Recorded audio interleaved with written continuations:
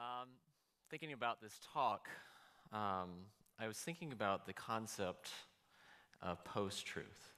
Now, if you remember the year 2016, not so long ago, 2016 was remarkable in several ways, but one of these being the idea of post-truth. Now, this got a lot of traction when Oxford dictionaries named post-truth the word of the year.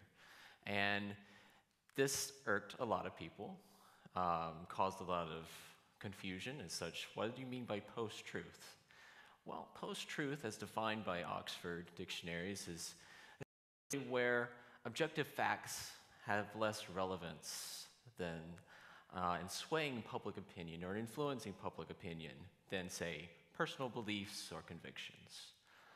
We saw this phenomenon of post-truth, especially during the election cycle, and especially during the idea of fake news. Fake news became hugely popular among Facebook and Twitter, where people were sharing articles that had no basis in reality, essentially. And fake news actually outpaced news in terms of what was being shared across social media. Now, this is not just the only thing that was happening with post-truth, but also among our politicians, among both sides. There seems to be a lack of clarity in terms of information. We are continually bombarded with all sorts of types of information from a variety of different sources, especially across social media. It can be really hard to filter out this information, to understand what is truth, what is opinion, and how do you discern, how do you make the right choices for picking news, for understanding news, for acquiring information so that we can better become more educated men and women. As I was thinking about this from both perspectives of a librarian, that's my day job, and a theologian, I kept thinking about what does it mean to be religious and post-truth, me being, as a theologian, a religious person. And I also was thinking about this in terms of being a librarian, because this is what I deal with on a daily basis. Students come to me looking to find articles, looking to find information so they can write better papers. And often we think that, hey, I just go to the internet, whatever I find is valid and true. And what I find is most often is that students, too, have trouble discerning what is truth and what is not truth. Now, this can affect us in many ways. The amount of information that we're exposed to is completely remarkable. You can just think about 30 years ago.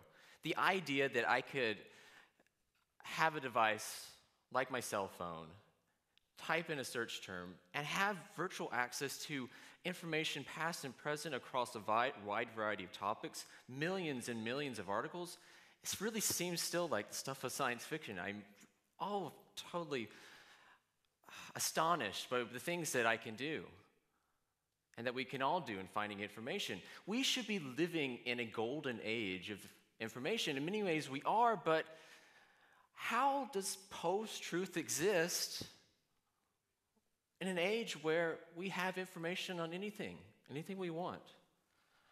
Now, part of this is the way that we're bombarded with information. I can go on Facebook and I can be reading about new solar technologies and new green technology and things about our solar system and universe, and then 30 seconds later be watching a cat video, which there's nothing wrong with that. But we are bombarded with all types of information, and it's sometimes hard to filter what is relevant, what's not relevant, and what I can use to further and better myself as a human being. Now, I was thinking about this as also a theologian, and I was reminded of an article that Karl Rahner, a prominent Catholic 20th century theologian, produced about in the mid-20th century. Karl Rahner passed away in the early 1980s, before the internet. Karl Rahner was looking at the ways that disparate information that were encountered and all the types of various sources. And it's really hard to take all the information that we're exposed to and put it into some sort of system, or organize it in some way. Sometimes it just feels like an unfiltered mess. Some of it true, some of it not true. And often what we encounter is that we encounter two choices when we have this information. One is to escape from it, and to escape in the triviality. Some of the ways that we escape is celebrity news, and my favorite way, again, cat videos and the trivial nature. Because sometimes information is hard. It makes us uncomfortable. It makes us hard to figure out what is relevant, what is not, what is true. And some of it is very hard to read, frankly, or watch, especially when we're looking at news and information about world hunger, suffering, the wars, terrorism. So that makes it very difficult for us.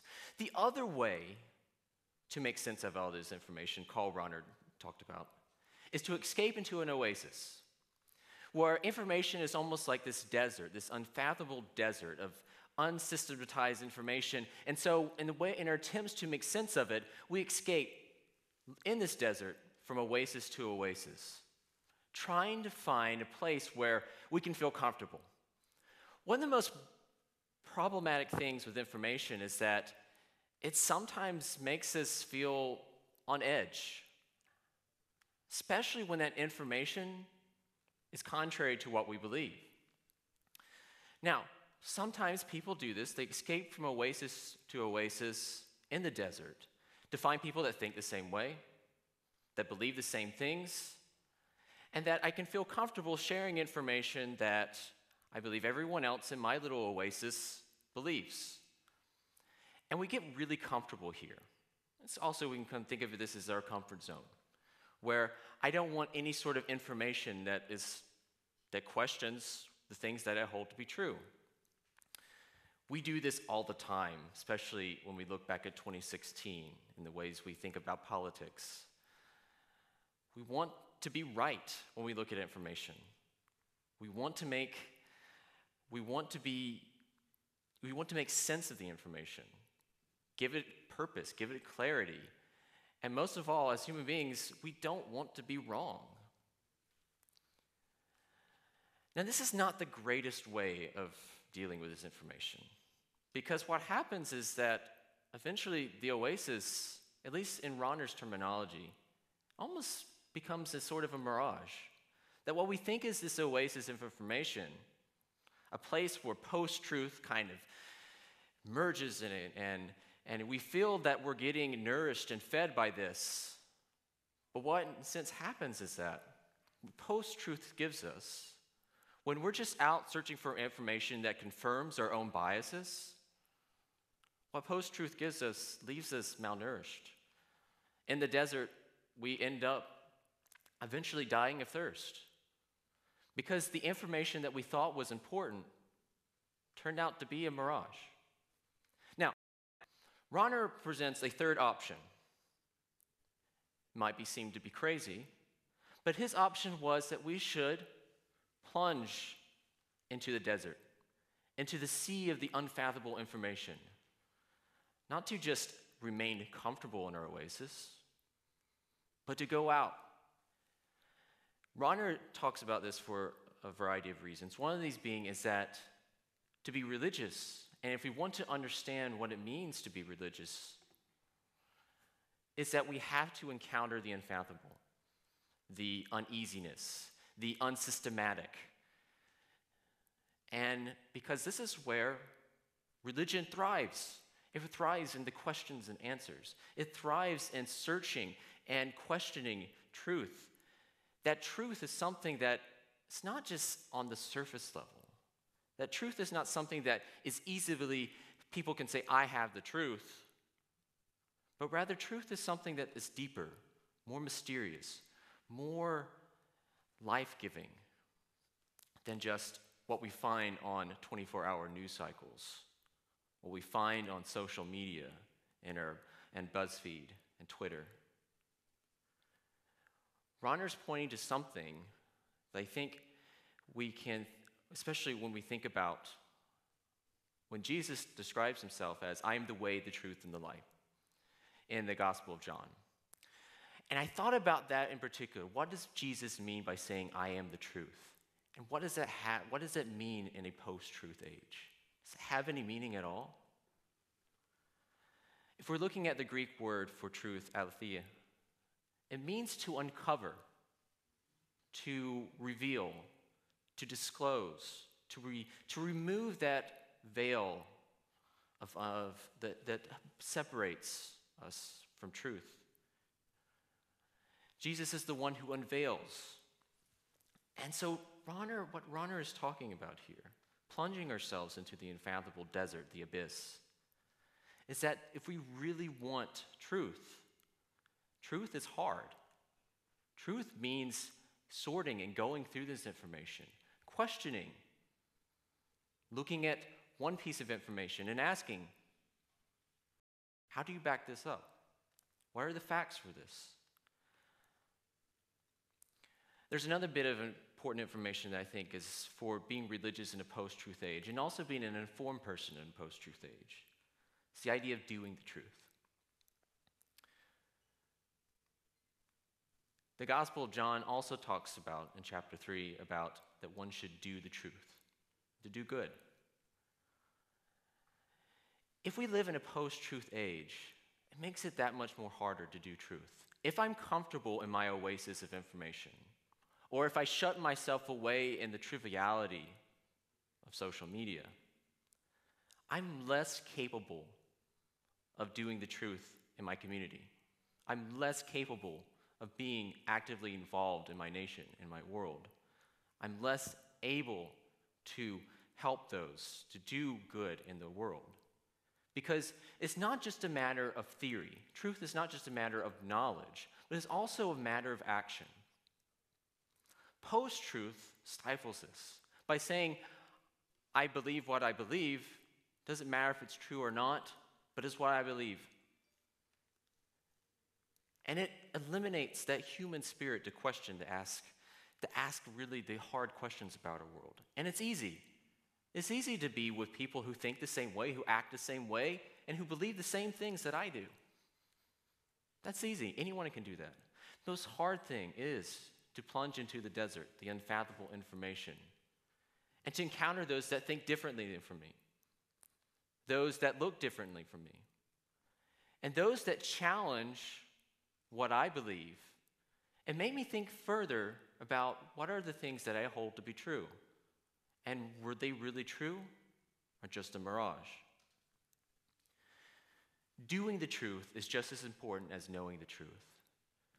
And I feel that if we're going to survive in this post-truth age, if it really is something that is happening, if we're going to survive, we have to return to this idea of also doing the truth. And that means calling out social injustice. That means calling out for equality. And that means doing the hard work that it takes to be religious men and women, to be informed men and women in our culture, in our society. Truth is not easy. It's meant to be hard. But what I think for the post-truth age does present for us is an opportunity to do more and to really think about truth itself. It gives us the opportunity to reflect and ask ourselves, have I really been living the truth? Have I been doing the truth? Or am I really living in an oasis and not really challenging my own core convictions and not really seeking the hard questions? Do the truth. And I feel that this is the way to better effectively counter a post-truth age. Thank you.